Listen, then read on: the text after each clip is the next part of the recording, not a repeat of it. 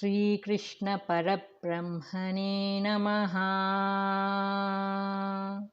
Sri Sadguru Paramatmane Namaha. Sarva Maharshibhyo Namaha. The Lord explains why Atma does not slay anything nor is slain. 21st Shloka. Veda Vinashinam Nityam Ya Enamajamavyayam Katam Sapurishah Partha Kam Ghatayati Hantikam. Substance. O Arjuna, he who knows that Atma is birthless, deathless, real and imperishable, whom can he slay or cause to be slain? Commentary. The idea is emphasized that since Atma is eternal, the man who knows him cannot slay anyone, nor even cause to slay by any means. The relation between Atma and the body is explained through a simile. 22nd Shloka. Vasansi jirnani yata vihaya navani gruhnati naroparani tatha sharirani vihaya jirnani anyani samyati navani dehi. Substance. Just as a man casts off his worn out clothes and puts on new ones, so also the self throws away its worn out bodies and takes other fresh bodies. Commentary. The Lord adopts the method of explaining his ideas by means of vivid similes. Such comparisons help to make the idea clear to common man. We have here a familiar simile to explain a very high Vedantic doctrine that the body is just like a garment worn by man. And just as these garments are changed from time to time, even so the jiva goes on changing the physical body birth after birth. No one grieves when he casts off dirty and torn clothes and puts on other fresh garments. No one grieves when the autumn withered leaves fall off from the branches.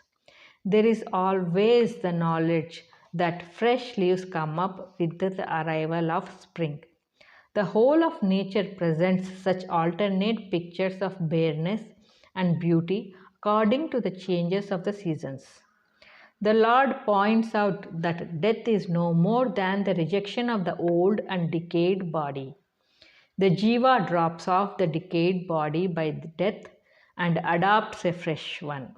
So there is absolutely no cause for grief.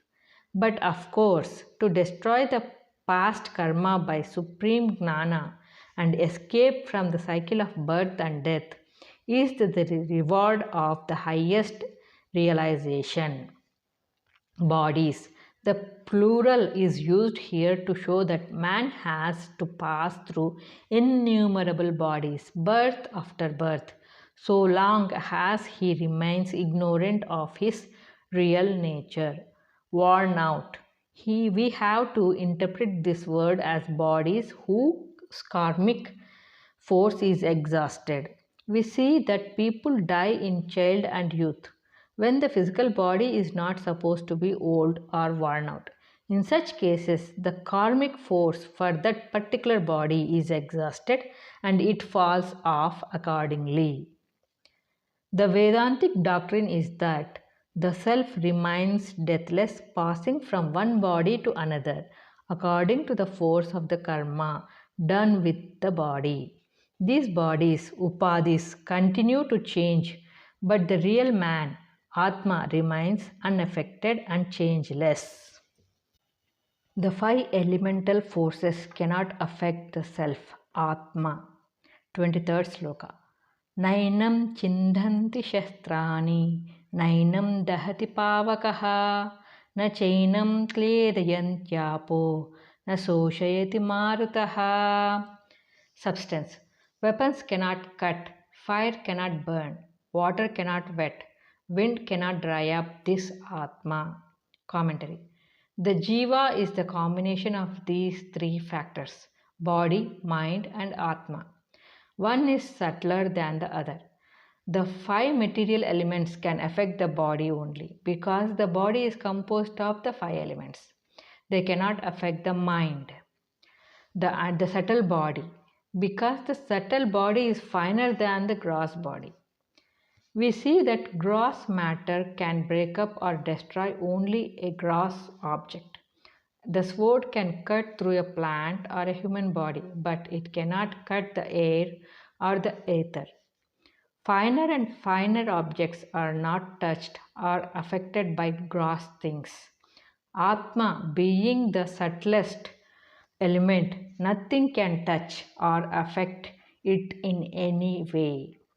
From the spiritual point of view, both the gross and subtle bodies are just the false creations caused by ignorance, avidya, like the snake in the rope. So the superimposed mind and body do not in any way interfere with or change Atma, which remains always the underlying substratum, like the rope on which the illusion of the snake is superimposed. The creations of the body and mind are like the water in a mirage. They appear to exist, but they have no existence in reality. What exists is Atma and Atma alone. Thus, if the seeker contemplates the eternal and immortal self, he acquires boundless courage and firmness. The indestructibility of Atma is again affirmed. 24th sloka. Achedyoyam dahyoyam akledyo shosha evacha nityah sarvagataha sthanuhu achaloyam sanatanaha. Substance. This Atma cannot be cut, cannot be burnt, cannot be wetted, and also cannot be dried up. It is eternal, all pervading, firm, immovable, and ancient. Commentary. The five elements can only affect the body because it is composed of the five elements. The self is not a composition.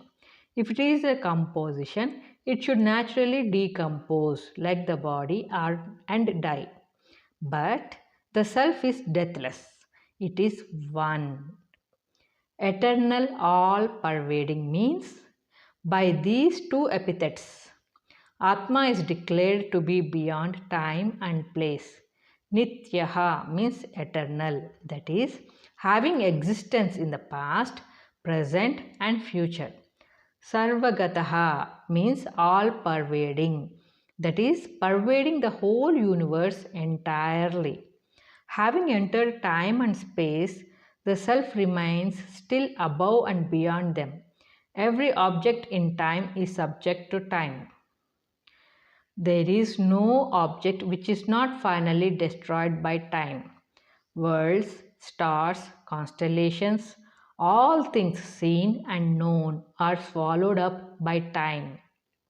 And what is most wonderful is that the self swallows up time and remains as self.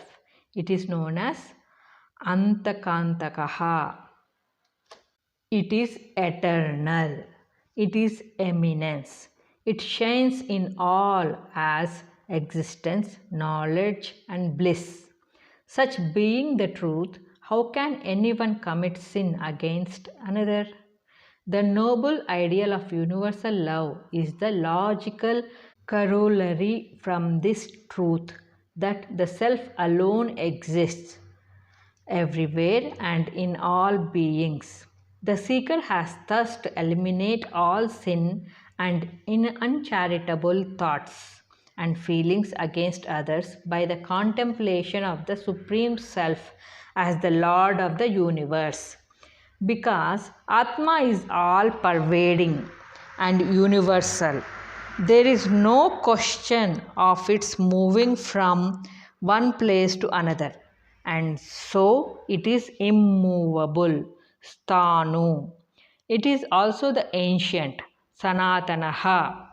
So, Sanatana Dharma would really mean Atma Dharma. Those who have reached the state of Atma are liberated men. Jivan Muktaha, the living free. Question: what is the nature of Atma? Answer: it cannot be cut or burnt or wetted or dried up. It is eternal, all pervading, immovable, and ancient.